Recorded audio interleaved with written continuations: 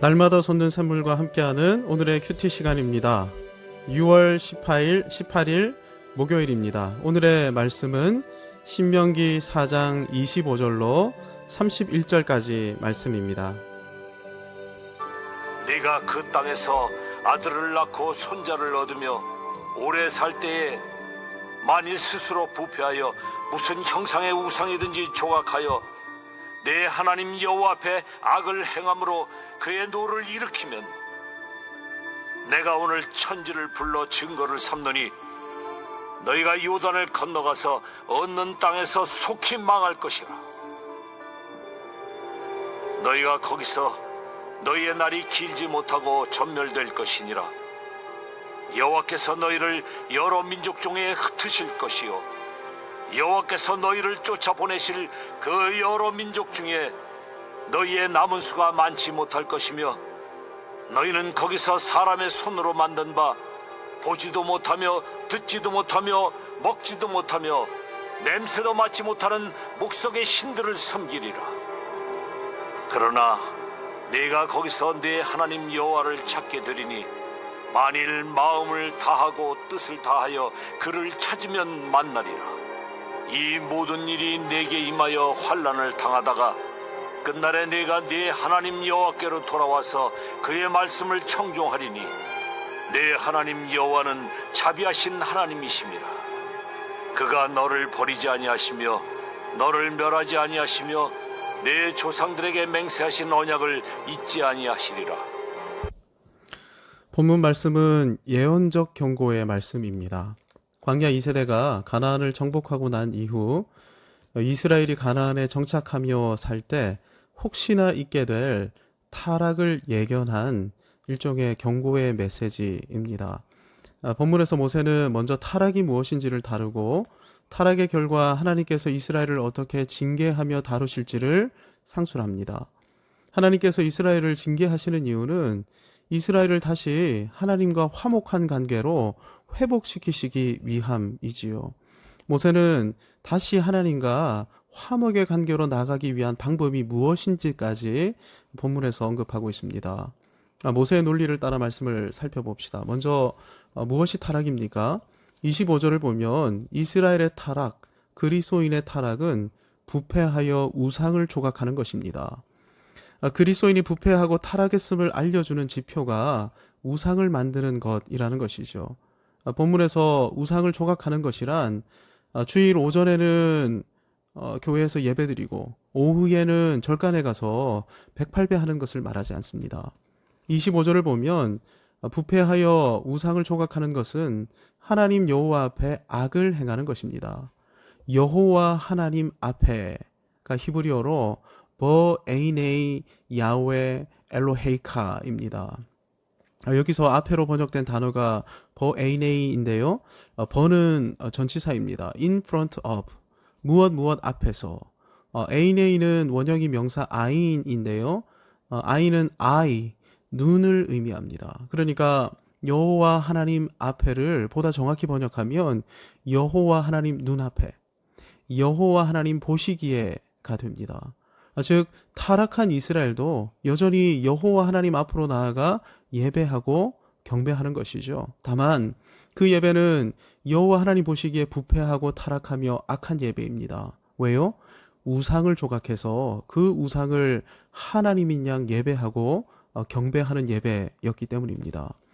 신명기 4장 15절에서 모세는 여호와 신앙의 구별된 특징을 말한 바 있습니다. 여호와께서 호렙산 불길 중에서 너희에게 말씀하시던 날에 너희가 어떤 형상도 보지 못하였은즉, 우리를 구원하신 여호와 하나님께서는 어떤 형상도 없으신 분입니다.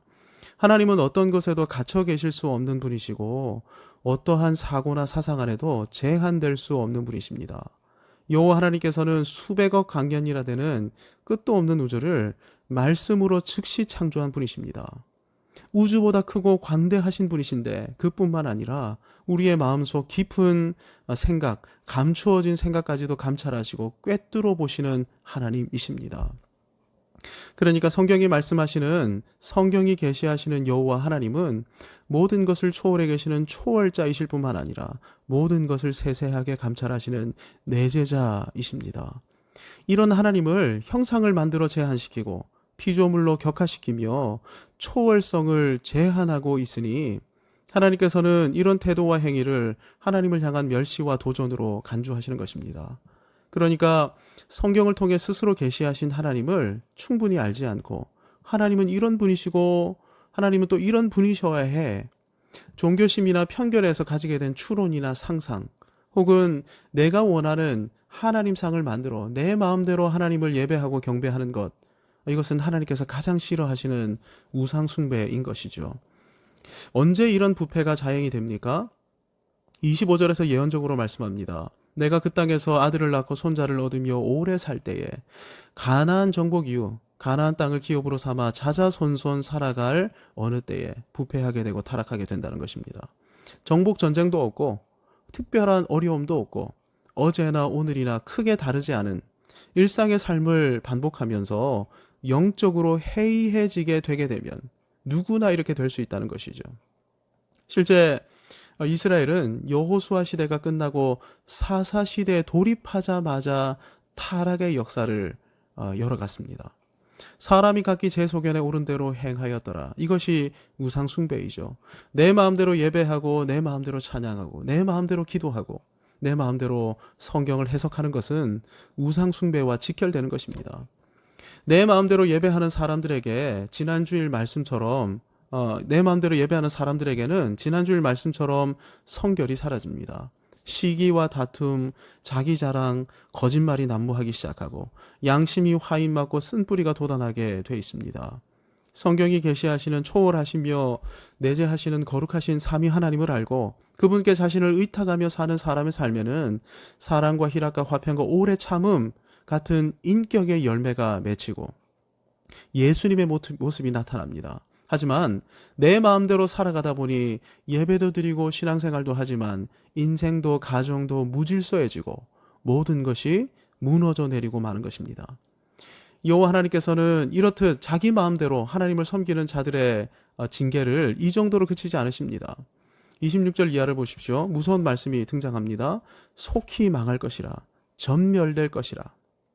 여러 민족 중에 흩으실 것이요 그 민족 중에서 너희의 남은 수가 많지 못할 것이며 내 마음대로 하나님을 섬기는 자들에게 하나님께서 어떻게 하신다고요?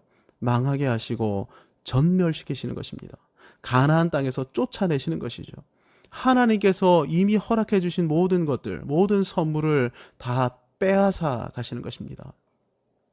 하나님께서는 이스라엘 백성이 하나님의 임재 가운데 하나님과 교제하며 살면서 하나님의 마음을 가져 여호와 하나님의 거룩한 나라를 이 땅 가운데 이루며 살기 원하셨습니다. 하지만 이제 자기 욕망을 투사하는 우상을 세워 그 우상을 하나님이라면서 예배하며 자기 마음대로 살아갑니다. 그러니 하나님의 나라가 아니라 자기 나라를 이루며 하나님께서 맡기신 가정과 세상을 무너뜨리고 망가뜨리고 있죠. 이걸 하나님께서 그냥 보고 두시지 않으시는 것입니다. 물론 하나님은 징계 가운데서도 긍휼을 잊지 않으십니다. 은혜와 자비가 무궁하신 하나님이시기 때문입니다. 하나님의 징계는 그저 망하게 하고 죽이려는 징계가 아닌 것입니다. 하나님은 아버지의 마음으로 자녀를 징계하시는데요. 하나님께서 마련하신 회복의 방법이 29절에 소개됩니다. 마음을 다하고 뜻을 다하여 내 하나님 여호와를 찾으라. 전심으로 간구하고 전심으로 회개하는 것. 이것이 다시 하나님과 화목을 누리는 방법인 것입니다. 오늘 우리는 본문 말씀을 통해 우리 인생과 우리 자녀 인생에 가장 중요한 것이 무엇인지 되새겨야 합니다. 우리 인생을 통틀어 가장 중요한 것은 성경이 계시하시는 여호와 하나님, 성삼위일체 하나님을 아는 것입니다. 살아계신 하나님이 우리 인생에서 가장 중요한 분이신 것이죠. 하나님을 알아야 합니다. 하나님을 모르고 맹목으로 신앙생활 하다 보면 누구나 내 마음, 내 뜻이라는 우상을 섬길 수밖에 없게 됩니다. 똑같은 예배 자리에 나와서 제각기 자신을 섬기게 되는 것이죠. 때론 맹목적 신앙이 반윤리나 반도덕적 행각도 정당화시킬 수 있습니다. 가정과 세상을 무너뜨리고 파괴하고 있는 신천지나 하나님의 교회, JMS 이런 이단들을 보십시오. 특히 신천지는 모략을 중요한 포교 전략으로 사용하고 있는데 전도를 위해서라면 어떤 거짓말도 괜찮다. 심지어 성관계도 괜찮다. 이렇게 주장합니다. 성경이 계시하시는 하나님을 모르게 되면 해괴한 모습, 망측한 모습으로 살아가게 되는 것입니다.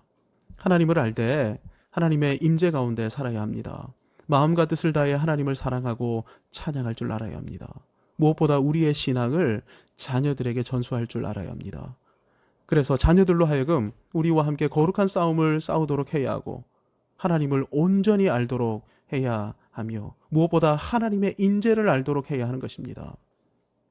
전심으로 찬양하는 것이 무엇이며 전심으로 기도하는 것이 무엇인지를 알게 해야 하는 것입니다. 그럴 때 우리와 우리의 자녀, 지상의 교회를 통해 하늘 뜻이 이 땅에서 이루어지게 될 것이고 아버지의 나라가 이 땅에 온전히 임하게 될 것입니다.